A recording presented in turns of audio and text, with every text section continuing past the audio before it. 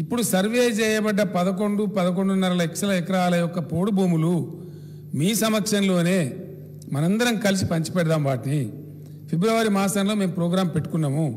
ఫిబ్రవరిలో డెఫినెట్గా లాస్ట్ వీక్లో ఏదో సమయంలో మన అసెంబ్లీ ముగిసిన తర్వాత అనుకోని నా ఉద్దేశం ఏంటంటే ఒకసారి అఖిలపక్ష సమావేశం పిలిచి ఇంకో లెక్క కూడా తెగాలి అధ్యక్ష. గిరిజనులలో మేము కోరేది ఏంటంటే అందరి వికాసం, అందరి యొక్క అభివృద్ధి కోరుతాం అధ్యక్ష. ఏదో ఆఫీసర్గా ఎలక్షన్ల కోసం తూతూ మంత్రం ఎలక్షన్లు వస్తున్నాయి కాబట్టి పోలోమని సర్టిఫికెట్లు ఇవ్వండి, ఇచ్చి 1 ఎకరాన్ని 10 ఎకరాల సర్టిఫికెట్లు ఇవ్వండి, ఆ దందాలు మేము చేయం అధ్యక్ష. గతంలో చేసినారు, దాని పెంట అంతా ఇంత ఉన్నది. ఇప్పుడు అందరికి తెలుసు ఏ పెద్దలు చేసినారో ఏ పార్టీలు చేసినాయో అది ఎవరి ఘనకార్యమో అందరికి తెలుసు.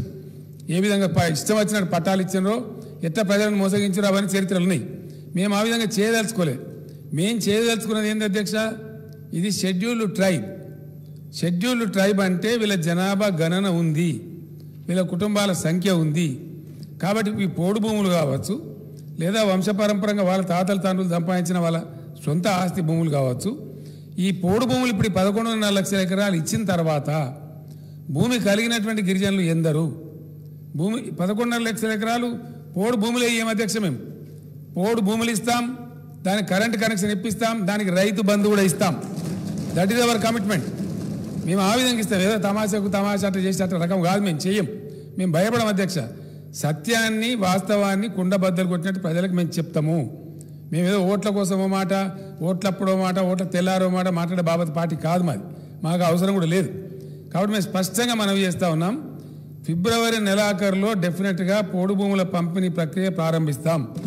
పోడు భూములు ఇవ్వడమే కాదు, వాళ్ళకు రైతు బంధు సదుపాయాన్ని కూడా కల్పిస్తాం, వాళ్ళ కరెంటు సదుపాయాన్ని కూడా కల్పిస్తాం.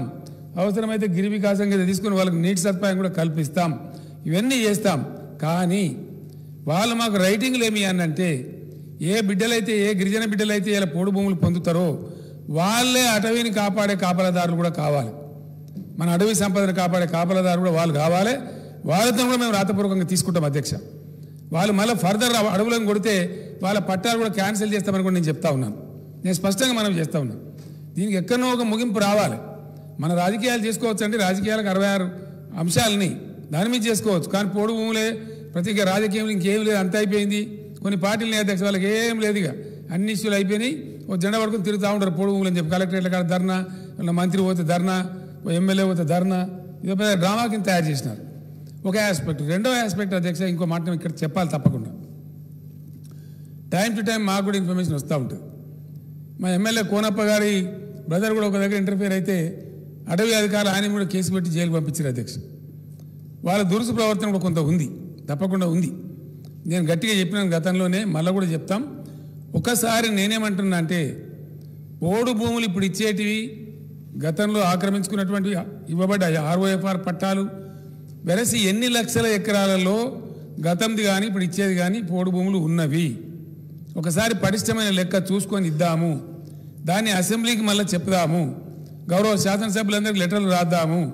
ఆ పద్ధతిలో చెప్పిన తర్వాత ఒక గజం అటవీ భూములను కూడా ఎవ్వరు కూడా ఆక్రమించడానికి వీలు లేదు. దాన్ని మాత్రం గవర్నమెంట్ అంగీకరించదు.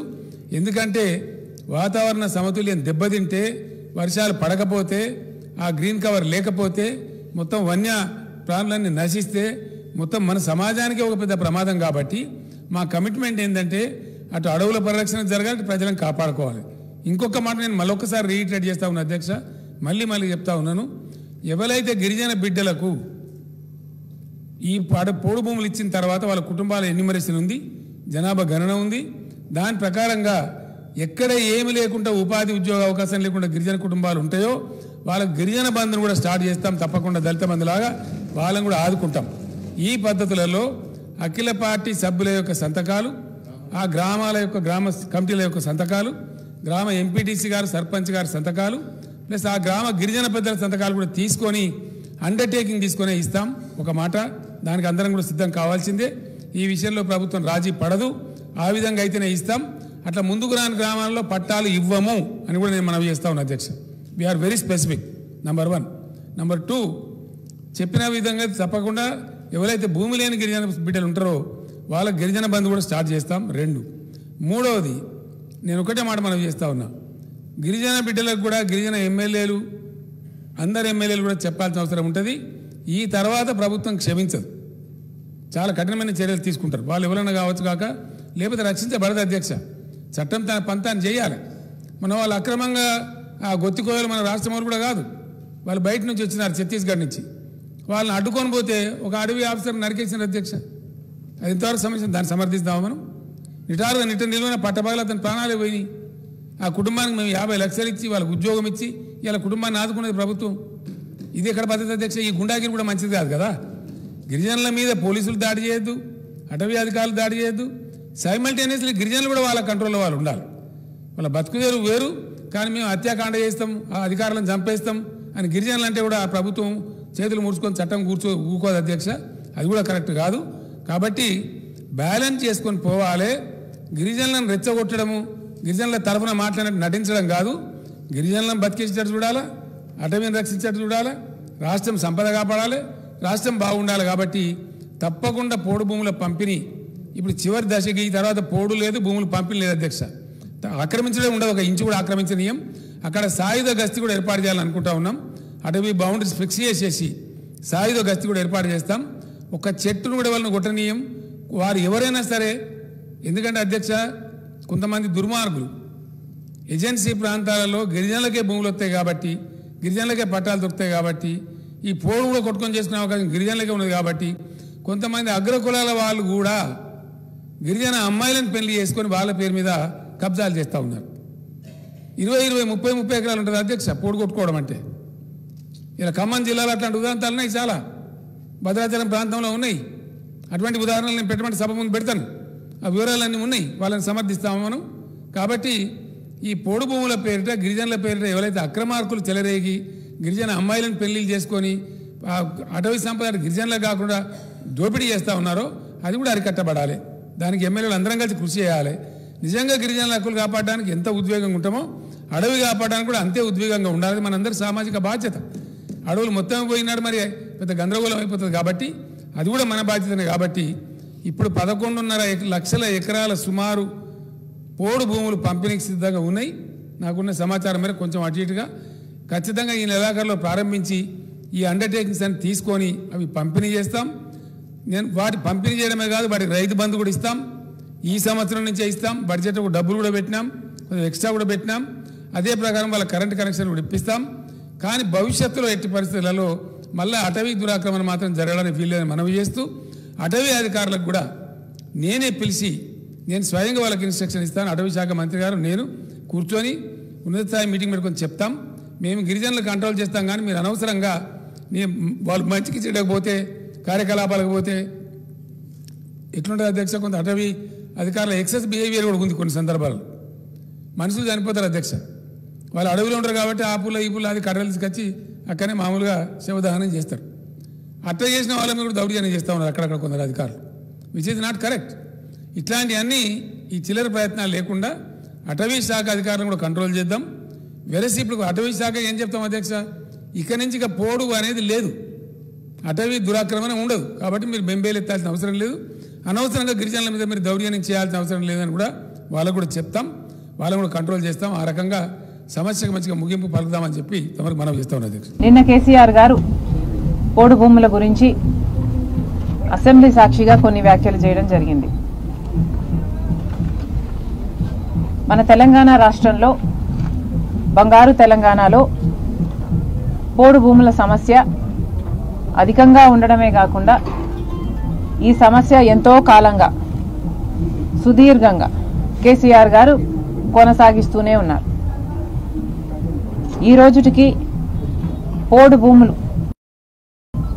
పట్టాలు కావాలి అని దరఖాస్తులు పెట్టుకుంది 13,85,000 ఎకరాల కోసం.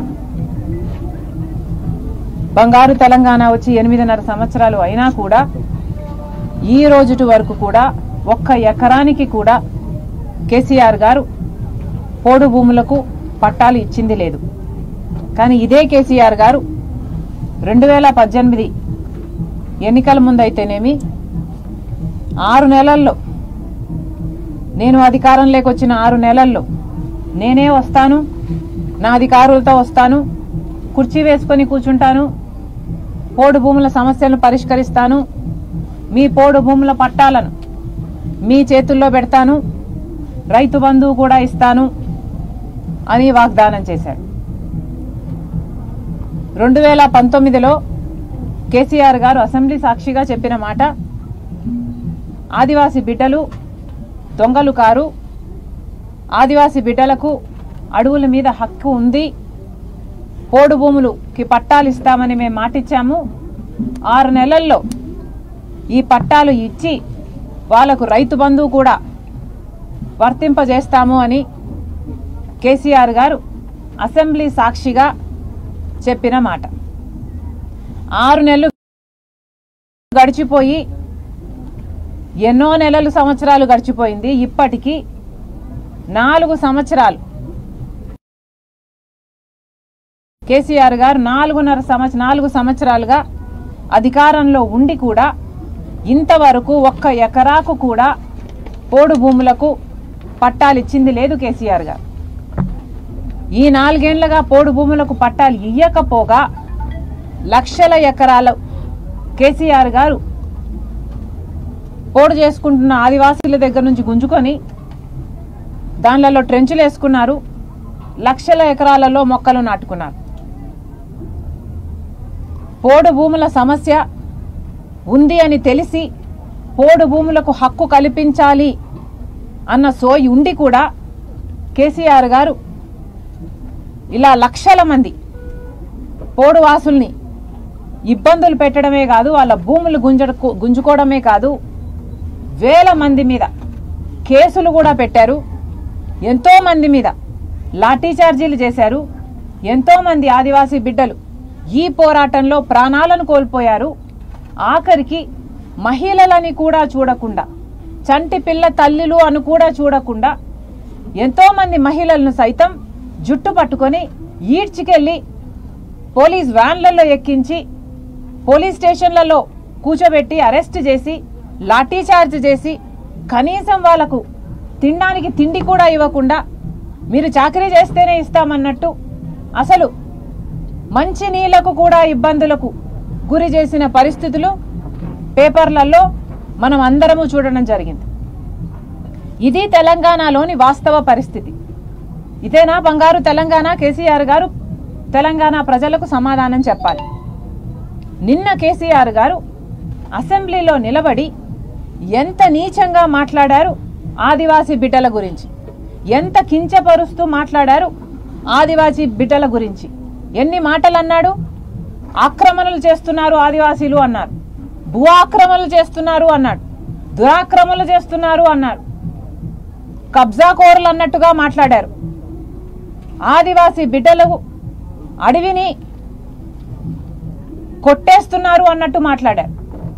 అడవి అధికారులను చంపడం సబబేనా అన్నట్టు మాట్లాడారు. చంపడం ఆదివాసీలు అధికారులను చంపడం సబబు అని ఎవరూ అంటం లేదు. చాలా దురదృష్టకరం, ఒక అధికారి చనిపోయాడు.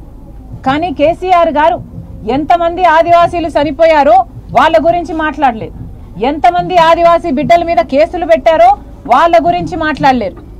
ముఖ్యమంత్రి స్థాయిలో ఉన్న వ్యక్తి ఆదివాసీల పట్ల చూపించాల్సిన సానుభూతి ఏ మాత్రం కనిపించలేదు. నిన్న అసెంబ్లీ సాక్షిగా నిలబడి ఆదివాసీ బిడ్డలను కబ్జా కోర్లు అన్నట్లుగా మాట్లాడాడు కేసీఆర్ గారు.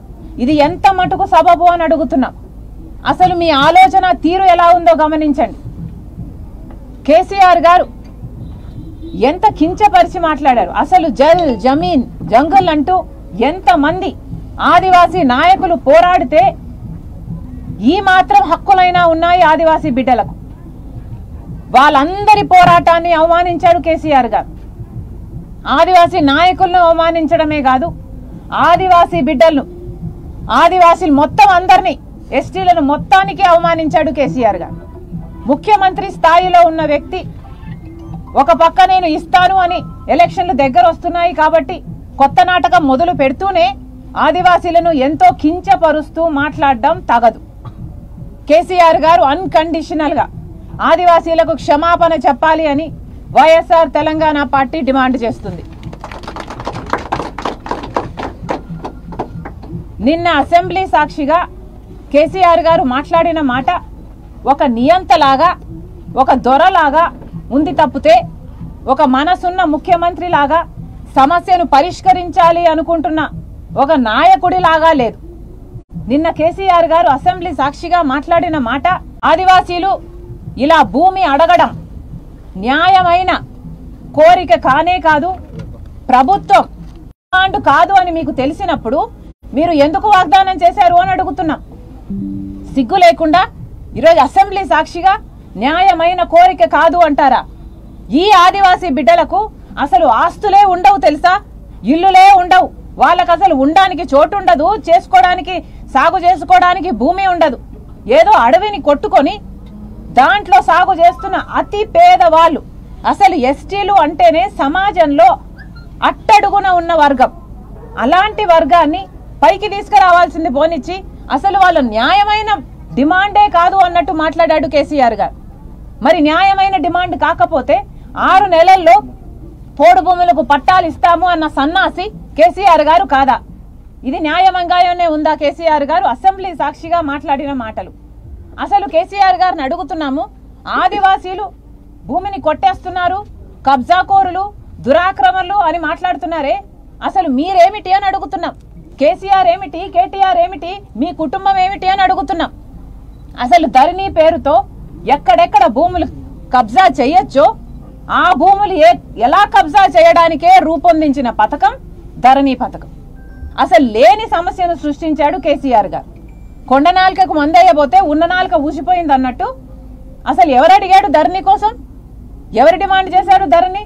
కేవలం ఎక్కడ భూములు కబ్జా చేసుకోవచ్చు ఐడెంటిఫై చేయడానికి మాత్రమే ధరణిని తీసుకొచ్చాడు కేసీఆర్ గారు.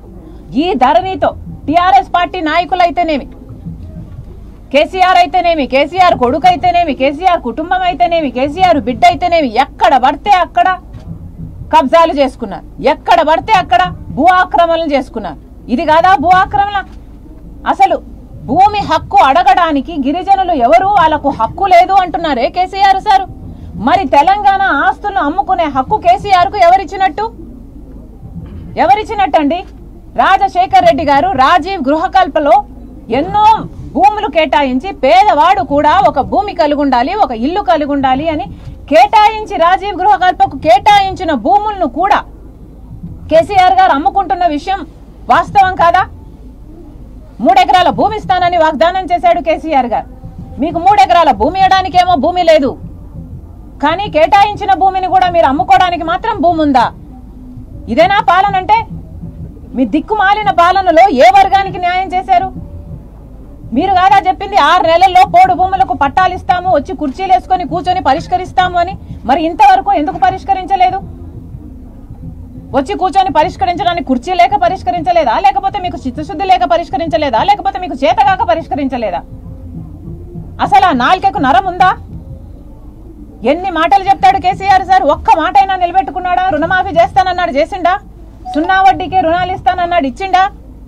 కేజీ టు పీజీ ఉచిత విద్య అన్నాడు, నిలబెట్టుకున్నాడా? ఫీజు రీయింబర్స్మెంట్ చక్కగుందా? ఆరోగ్యశ్రీ చక్కగుందా? ఇంటికో ఉద్యోగం అన్నాడు, ఇచ్చాడా? ఉద్యోగం ఇవ్వకపోతే నిరుద్యోగ భృతి ప్రతి నెల ప్రతి నిరుద్యోగికి 3016 రూపాయలు ఇస్తామని చెప్పి కదా మీరు అధికారంలోకి వచ్చారు. అల్లుడొస్తే ఎడబండాలి అన్నారే, డబుల్ బెడ్రూమ్ ఇల్లు అన్నారు, ఎంతమందికి ఇచ్చారు? 3 ఎకరాల భూమి అన్నారు, ఎంతమందికి ఇచ్చారు? పోడు భూములకు పట్టాలన్నారు, 8.5 సంవత్సరాలు అవుతుంది, ఇప్పటికీ 1 ఎకరాకు కూడా ఇవ్వలేదు. మైనారిటీలకు ఎస్టీలకు 12% రిజర్వేషన్ అన్నారు, ఎక్కడ అమల్లో ఉంది? చేతగాని వాగ్దానాలు చేయాలన్న చిత్తశుద్ధి లేని మనిషి కేసీఆర్ గారు. ఇప్పటికే తెలంగాణ రాష్ట్రానికి ఘోరంగా మోసం చేశాడు కేసీఆర్ గారు. కేసీఆర్ గారికి మించిన వెన్నుపోటుదారుడు లేనే లేడు తెలంగాణ రాష్ట్రానికి. మళ్ళీ చెప్తున్నాం, కేసీఆర్ గారు ఇప్పుడు అసెంబ్లీ సాక్షిగా కేసీఆర్ గారు ఎన్నో షరతులు పెడుతూ సర్పంచ్ సంతకం పెట్టాలట, ఎంపీటీసీ సంతకం పెట్టాలట, ఇంకోడు పెట్టాలట, వీళ్ళు కూడా సంతకం పెట్టాలంట, ఆదివాసీ బిడ్డలు కూడా. ఇవన్నీ కండిషన్లు అయితేనే భూములు ఇస్తాడట. ఏదో ఈయన ఆస్తిస్తున్నట్టు, ఈయన ఫామ్ హౌస్ రాసిస్తున్నట్టు. తెలంగాణ ప్రజల ఆస్తి. ఈ అర్జీలు పెట్టుకున్న వాళ్ళంతా ఎప్పటి నుంచో ఆ భూములను కోరుకుంటున్న వారు, దాంట్లో సాగు చేసుకుంటున్న వారు, వాళ్ళ తాతలు కూడా సాగు చేసుకుంటున్న వాళ్ళు. మీ ఆస్తి ఇస్తున్నట్టు ఫీల్ అవ్వకండి కేసీఆర్ గారు. ఆస్తులు సంపాదించుకుంది మీరు. కమిషన్ల పేరుతో కాళేశ్వరం దగ్గర నుంచి మిషన్ భగీరథ దగ్గర వరకు మొత్తం అన్నిట్లో కమిషన్లు కేసీఆర్ గారు తీసుకుంటే, లిక్కర్ దందాలో కేసీఆర్ గారు బిడ్డ తింటే, రియల్ ఎస్టేట్ దందాలో కేసీఆర్ గారి కొడుకు తింటే ఇవేవి తప్పులేదా? మీ ఆస్తా? తెలంగాణ ప్రజలు ఏమన్నా మీకు రాసిచ్చిండ్రా తెలంగాణను? మళ్ళీ చెప్తున్నాం, బేషరతుగా కండిషన్లు లేకుండా పోడు భూములకు పట్టాలు ఇస్తానని మీరు వాగ్దానం చేశారు. యథావిధిగా మీరు వాగ్దానం చేసినట్టు ఎంతమంది 13,85,000 ఎకరాలకు పోడు భూములకు మాకు పట్టాలు ఇవ్వండి అని అర్జీలు పెట్టుకున్నారో అంతమందికి పోడు భూములకు పట్టాలు ఇవ్వాలి అన్కండిషనల్ గా అని కేసీఆర్ ను డిమాండ్ చేస్తూ ఇప్పటి వరకు పోడు బిడ్డల మీద పెట్టిన కేసులన్నీ కూడా విత్డ్రా చేసుకోవాలి కేసీఆర్ గారు. ప్రభుత్వం డిమాండ్ చేస్తుంది YSR Telangana party. Hi friends, మా టుడే టుమారో యూట్యూబ్ ఛానల్ చూస్తున్నందుకు చాలా థ్యాంక్స్. మరిన్ని లేటెస్ట్ వీడియోస్ కోసం వెంటనే సబ్స్క్రైబ్ చేయండి. అలాగే ఈ బెల్ ని కూడా రింగ్ చేసేయండి. మా నోటిఫికేషన్స్ అన్ని మీ మొబైల్లో వస్తాయి. అలాగే మా వీడియోస్ మీకు నచ్చితే లైక్ చేయండి, షేర్ చేయండి, నచ్చకపోతే కామెంట్ చేయండి.